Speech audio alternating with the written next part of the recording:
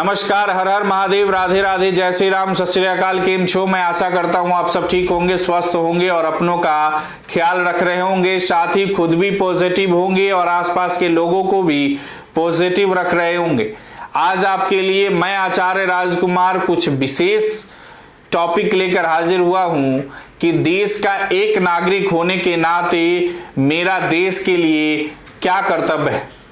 हमारे देश को ब्रिटिश शासन से आजादी मिले बहुत वर्ष बीत गए, जो बहुत से महान स्वतंत्रता सेनानियों के बलिदान और संघर्ष से प्राप्त हुई थी। वो देश के प्रति अपने कर्तव्यों के वास्तविक अनुसरण करता थे, जिन्होंने लाखों लोगों के साथ अपना अमूल्य जीवन गंवाकर स्वतंत्रता के सपने को हकीकत बनाया। भारत के स्वतंत्रता के बाद अमीर लोग और राजनेता केवल अपने खुद के विकास में लग गए, ना कि देश के विकास में। ये सत्य है कि हम ब्रिटिश शासन से आजाद तो हो गए, लेकिन लालच, अपराध, भ्रष्टाचार, गैर जिम्मेदारी, सामाजिक मुद्दों, बाल श्रम, गरीबी, क्रूरता, आतंकवाद, कन्या भ्रूण हत्या, लिंग असमानता, दहेज, मृत्यु, सामूहिक दुष्कर्म और अन्य गैर कानूनी गतिविधियों से आज तक आजाद नहीं हुए। केवल सरकार द्वारा नियम, कानून, प्राधिकरण, अधिनियम, अभियान या कार्यक्रमों को बनाना काफी नहीं है। वास्तविकता में सभी गैर कानूनी गतिविधियों से मुक्त होने के लिए सभी का प्रत्येक नागरिकों के द्वारा कड़ाई से अनुसरण किया जाना चाहिए। भारतीय नागरिकों को वफादारी के साथ देश के प्रति अपने कर्तव्यों को पालन, गरीबी, लिंग असमानता, बाल श्रम, महिलाओं के खिलाफ अत्याचार एवं अन्य सामाजिक मुद्दों के उन्मूलन के साथ ही सभी के भले के लिए करना चाहिए। भारतीय नागरिकों को अपना राजनीतिक नेता चुनने के अधिकार है, जो देश के विकास को सही दिशा में आगे ले जा सके। इसीलिए उन्हें अपने जीवन में बुरे लोगों को दोष देने का कोई अधिकार नहीं है। उन्हें अपने राजनीतिक नेता को वोट देते समय अपनी आंखें खुली रखनी चाहिए और ऐसा नेता चुनना चाहिए जो वास्तव में भ्रष्ट मानसिकता से मुक्त हो, देश का नेतृत्व करने में सक्षम हो। निष्कर्ष की बात करें तो ये भारत के नागरिकों के लिए आवश्यक है कि वो वास्तविक अर्थों में आत्मनिर्भर होने के लिए अपने देश के लिए अपने कर्तव्यों का व्यक्तिगत रूप से पालन करना चाहिए। यह देश के विकास के लिए बहुत आवश्यक है, जो तभी संभव हो सकता है जब देश में अनुशासित, समय के पाबंद, कर्तव्यपरायण और ईमानदार नागरिक हो।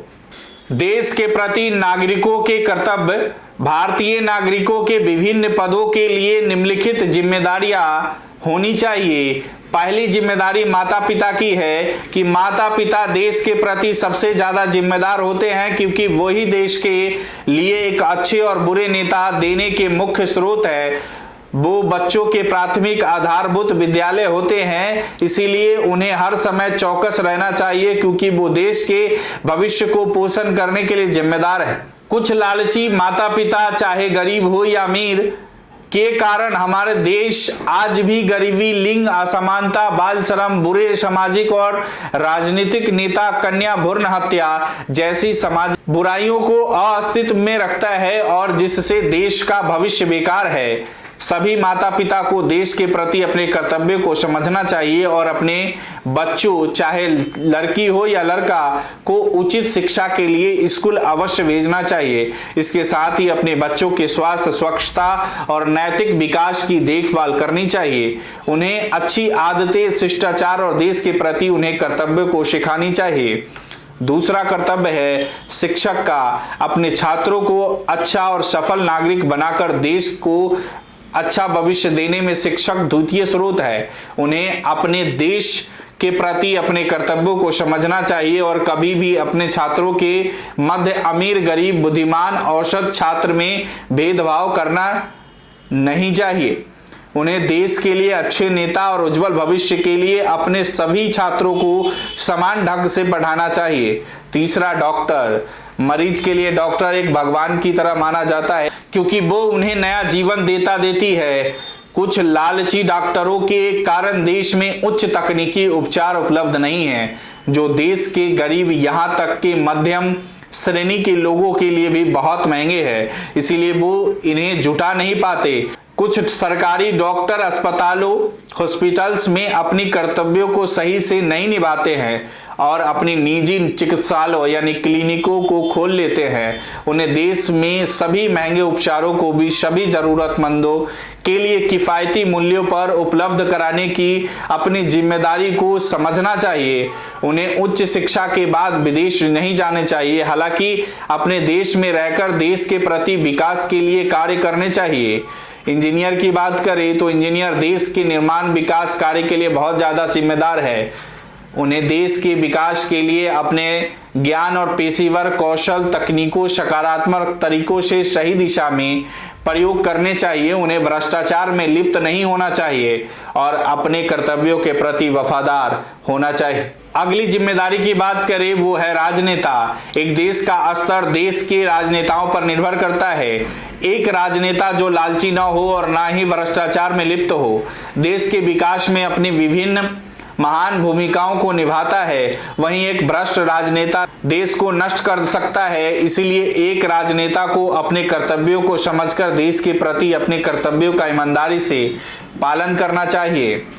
वहीं पुलिस और सिपाही की बात करें तो पुलिस की नियुक्ति शहर, राज्य और राष्ट्र स्तर पर विभिन्न स्थानों पर पूरे देश में सुरक्षा, शांति और सद्भावना को बनाए रखने के लिए की जाती है। वो लोगों की उम्मीद है, इसीलिए उन्हें अपने देश और लोगों के साथ वफादार होना चाहिए।